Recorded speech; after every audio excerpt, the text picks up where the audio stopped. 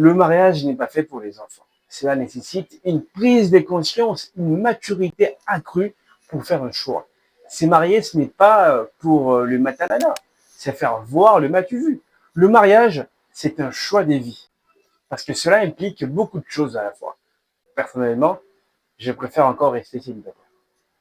Mais toutefois, si vous osez franchir le pas, sachez-le que peu importe le régime matrimonial que vous allez choisir, que ce soit le régime de la communauté universelle de biens, le régime de la communauté Rintosaken et la séparation des biens, peu importe cela, vous serez soumis aux 4 règles suivantes qui concernent vos avoirs.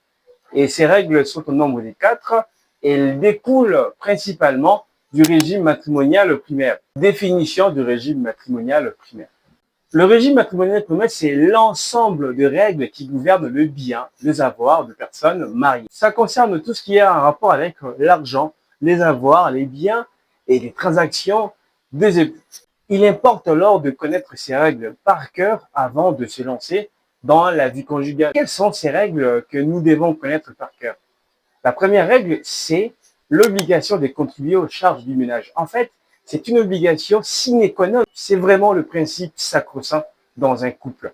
C'est-à-dire contribuer aux dépenses du ménage, parce que nous sommes dans un couple, il y a des factures à payer, il y a des loyers à supporter. Donc, l'éducation des enfants, l'entretien quotidien du couple, c'est très important. La deuxième règle, c'est la solidarité des dettes des époux.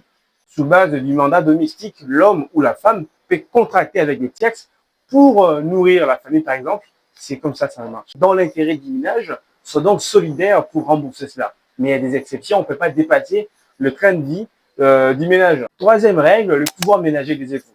Cette règle met en place la façon dont le pouvoir s'exerce au sein du ménage. Nous avons le pouvoir individuel et les pouvoirs collectifs. Les pouvoirs individuels sont ceux qui sont conférés à chacun des époux. Et à l'homme, on reconnaît la gestion concertée de l'époux. Il est donc le chef du ménage.